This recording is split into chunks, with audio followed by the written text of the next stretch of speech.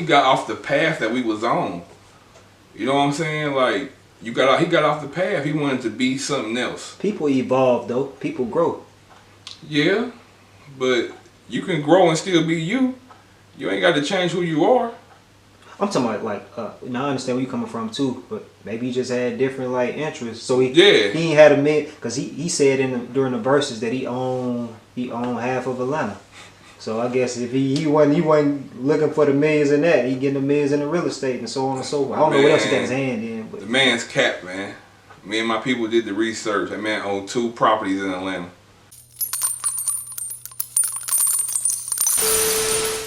We was so far gone.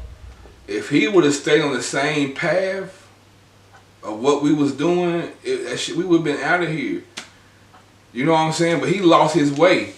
And that's why niggas like CMG is still popping.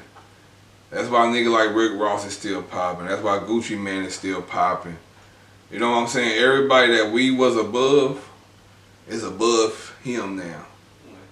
Everything that Jezy was scared to do, Rick Ross is doing. You know what I'm saying? Checkers, endorsements, wing stops. You know, all that shit. Like, you know, Jezy could have got that house before that nigga. The house that Floyd in, the house that Rick Ross is in. Evander Holyfield. Yeah, Jezy, they tried to offer it to Jezy. He didn't want the motherfucker. Like, but even Carbon was trying to get him to get that motherfucker. Like, nah, cuz, like, you can down there, there's a lot of shit you can do with this house to make your brand bigger. And look what Rick Ross did with that motherfucker. $1 million car shows and all type of shit. You know what I'm saying? Like, it was just shit. Coming to America 2 shot there. And he was just so, man, you know how many, like, motherfuckers wanted to give this nigga $1 million marijuana deals and all this type of shit. He wouldn't even take them. Like, it was motherfuckers coming with stupid offers for him to brand they weed. You know what I'm saying? We was, no lie, motherfucker was trying to tell him, like, nigga, Wiz Khalifa makes bread off that shit every year. You know what I'm saying? Like, that's a whole nother income that's retarded.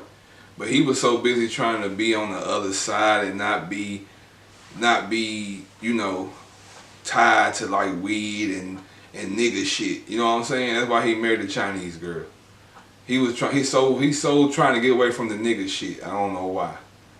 You know what I'm saying? Like in one of the interviews, he said something about he couldn't be around Obama at the time because of the people he had around him and all that shit. Like, come on, man. When you was going to see Obama, nigga, you was going by yourself. You feel what I'm saying? Who was going to be with you? And you couldn't be around Obama because you was a trap rapper. Then, like, let's be honest. You was not as big as Jezy to go be around this man yet. And you probably wasn't around until after he's out of office anyway. But I'm just saying he was just so determined to get to that other side, my nigga. That's why he crossed everybody out. And after he had to talk with me in Miami, I knew it. I was like, man, this nigga tripping. Man, you made a statement. You said that he had the opportunity to take advantage of a lot of different deals. But you've also been open in the past about how he can be influenced easily. So if some people are in his ear, well, I guess you already answered it though. You was like he didn't want to be attached to certain stuff. So even if it was gonna make him bread, if it's looking a little too urban, quote unquote, then yeah, he wasn't rocking with it, right? But you know what? That's how he built his brand from the beginning though. You know, like it's all street. Yeah, that's why I just like he got off the path that we was on. You know what I'm saying? Like he got off the path. He wanted to be something else. People evolve though. People grow. Yeah, but you can grow and still be you. You ain't got to change who you are. I'm talking about like, now I understand where you coming from too, but maybe he just had different like interests. So he ain't had a man, because he said during the verses that he owned half of Atlanta. So I guess if he wasn't looking for the millions in that, he getting the millions in the real estate and so on and so forth. I don't know what else he got his hand in. But the man's capped, man. Me and my people did the research. That man owned 2 properties in Atlanta. They may be under a different and one name. in foreclosure. You hear me? I would stop bullshit, man. Nah, but he only got 2 properties in Atlanta. In his name. Yeah, shit. Who else they gonna be in? His daughters? I mean, I don't know if he got like an organization or something, you know, or a company. You never know. You know how people hide, you know, stuff in different people's names. Well, I guess half of Atlanta. That's what he said. That nigga think he AG or something, man. Everybody know who AG is. He think he Alex, man. That man don't half a shit. You seen the paperwork. You seen the divorce papers. He keep talking about a motherfucking prenuptial agreement. He don't give a damn about nothing about that because he's trying to protect his $10 million fortune. That's what they said in the paper. I'm just reading what they say. I mean, bro, you made some jokes online about him going through that situation, but you also were open about him this not being his first time going through something like this. So you were around when he was engaged prior to this? Yeah, I was around when he was engaged to what's her the African lady, Mai. He was an African. She was African. Yeah, her name was Mai. She might have been a Eritrean, whatever that, I can't think of the name, but or Cape Verdean. She might have been something. She was bad though. She was bad. Man, what? Man, killing that Chinese girl 10 times. Like, I don't know what he was thinking. Now, Mai was bad. Yeah, he was engaged to her. Had a daughter by her, and shit. He did the same thing he did to the Chinese girl, he did to the African girl. Left they ass. I'm sorry to tell you. But nah, I fuck with Mai though. You know, like let's go back to the song too when he said nobody checked on nobody when he was in jail, right? What was he in jail, like 2 weeks? 2 weeks? Because they let him out. They kept them in jail when he didn't give them bond until the forensics came back on the guns. You feel me? And soon the forensics came back on the guns that they weren't fired. They let the niggas out. You know what I'm saying? So he talking about didn't nobody check on his mama, his sister, his daughter, nothing like that. For one, I went over your house 3 times, nigga. Ask Mai if you talked to her. Went over there 3 times, checked on her and the baby. And talked to your mama and sister. They both said to me, why wasn't I with you? And I told him, he sent me back home to be here for Mai and the baby. Just in case some shit need to get done and everybody else is on the road, you know what I'm saying? We all on tour. So, Clem, I need you at home. If she needs something, woo.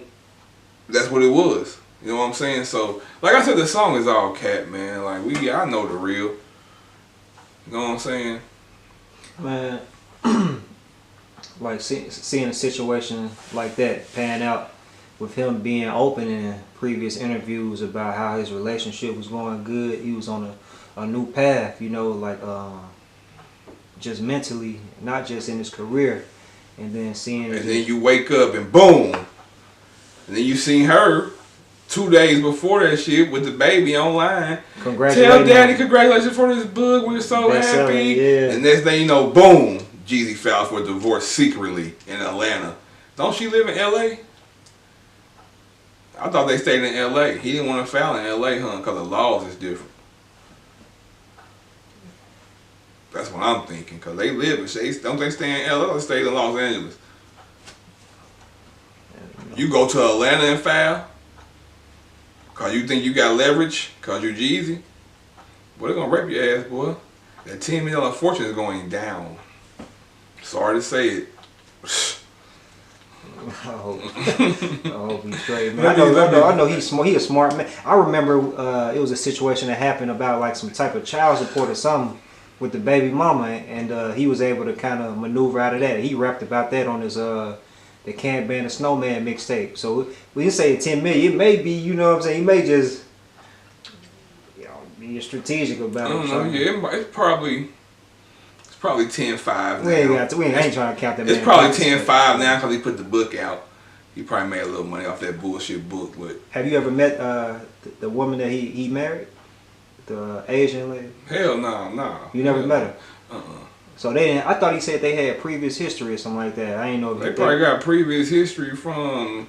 You gotta understand. I've been gone. I left that nigga. I've been gone 7-8 years from him. So if they did have previous, probably back then. You know, I had got word that somebody had told me that he met her.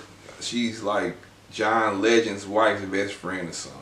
That was somebody told me, but I don't know. But I don't. I really don't like Chinese food that much, so I really don't. Food, man, you a fool.